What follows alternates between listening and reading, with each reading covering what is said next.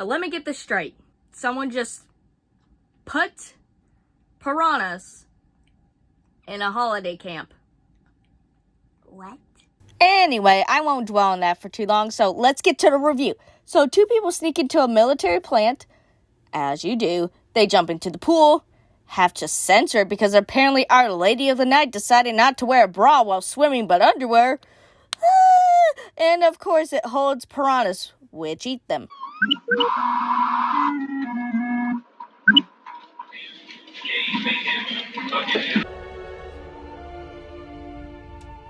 You think God stays in heaven because he too lives in fear of what he's created? Thanks, piranhas. At least you're honest about what you're stealing from. So Maggie is sent to look for the missing teens. Also, just alone. And while she does have a good track record of finding people, they were only in the area she's worked in and not some other city, state, or I don't know. I don't know where she came from, but they were all in the good old Texas is where she's headed down to. She questions Paul, who basically has this to say. Hey, you cool your jets, Spade? I didn't axe murder your young couple. I can't help you. I haven't seen them. And for some reason, she gets bitchy with him. He didn't see them. Move on. Even if you think he could have, what makes you think so? That he lives where the teens traveled through? Yeah, no. Mind you, the cops have no leads as to where they are, so... Anywho, she tells Paul she's going up to the Army test site. And you are? Oh yeah, that's right. A stranger. You could have gone about this 1,000,001 other ways. You could have said, hey, my Jeep broke. Can you take me to this place? Or say, hey, do you happen to know someone who can take me? Or say, hey, can you give me directions to that place so that way I can go there? Again, you're a stranger. But surprisingly, she drives her Jeep. That was smoking. Then decides to make as much noise by beating a lock on the military gate, even though they could climb over because it's a fence with no spikes or anything to stop them. It works, somehow, and they go towards the pool, finding the teen girl's necklace. The 2 walk along some more and find a part of the lab. Along with this, they find that someone still works here and is close by. Come here. Take a look at this.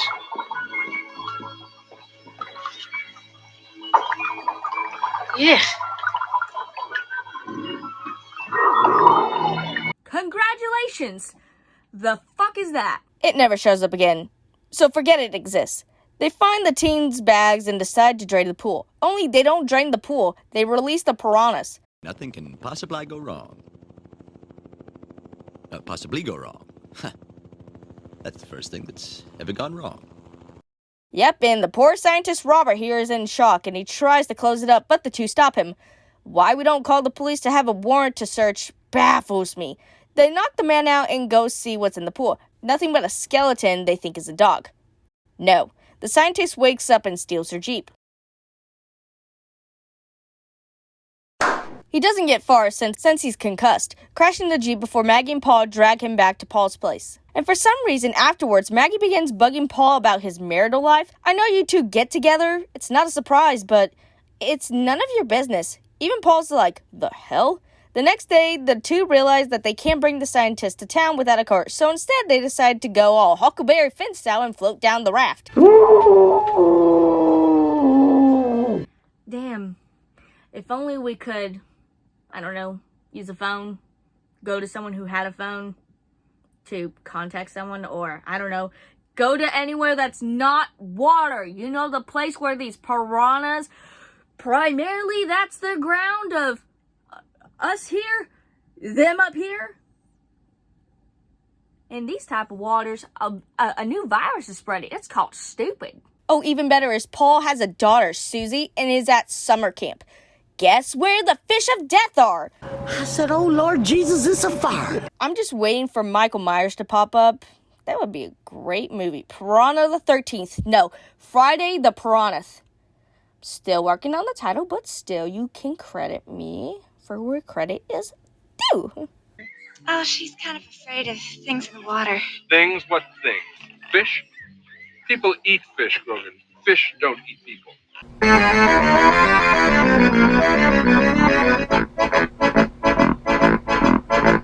Oh, also, we have a confirmed attack on Drunk Santa. I don't know why he doesn't pull his legs out because he's a bit drunk, but But our gang is floating down the river, really testing the life of their fingers. Stop! What's wrong with the water? The water is filled with carnivorous fish. Piranha. Yeah, no, that's not our movie title. Please try again. But at the summer camp, the camp counselors help Susie by saying she's injured so she doesn't have to get into the water. This woman is smart. People continue to get killed by the piranhas. You would think after some time their hunger would be kept at bay, but military fish. So, get this. These piranhas were basically made to destroy the rivers of North Vietnam, even though they were already there. Evil piranhas. No, actually, they were just raised on fish farms. So a lot of those fish are. And why not elephants that are known the rampage, or tigers, or fucking king cobras?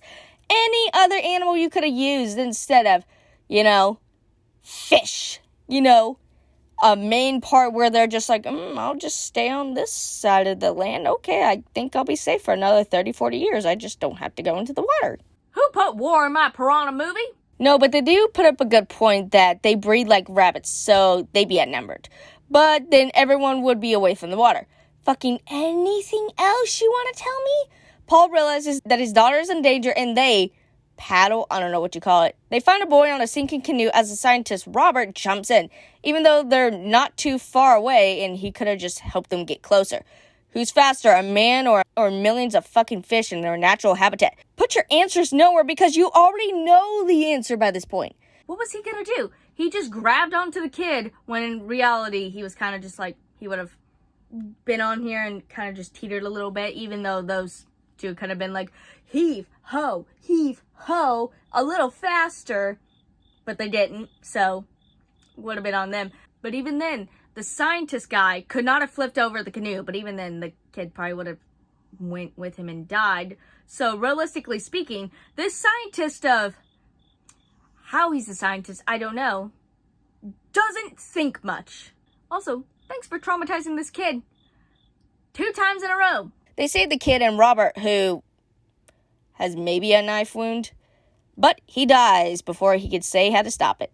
Blow up the lake, use a net to capture them, block off every possible way for these piranhas to get out, drain the water so that way they'll die because they have no water to, thrive in, or better yet, move all these people away from the water and build a wall around it. I don't know, those are just a few things that came to my mind. As the group continues downstream, the piranhas actually eat the rope holding the raft together. Huh? They push Robert's body off to buy time. By standing there, they manage to get onto land and Paul runs to the dam to try and stop them from opening. He does and the military comes. Next! They confirm fish kill. They try to use Roten to kill the fish. They say piranha's weird. Actually, a piranha was caught once in a pond in Miami. And they realize people are swimming in the lake because it's summer and that's behind the dam, which means the piranhas have gotten around the dam. The military lady was more than just friends with Robert.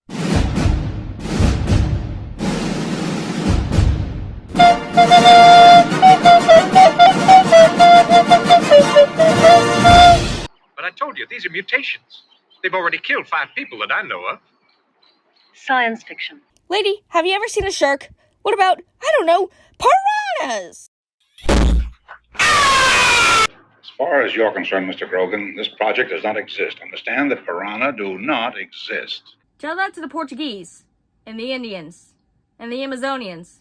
So the government doesn't want to kill the piranhas because they could be used in other wars.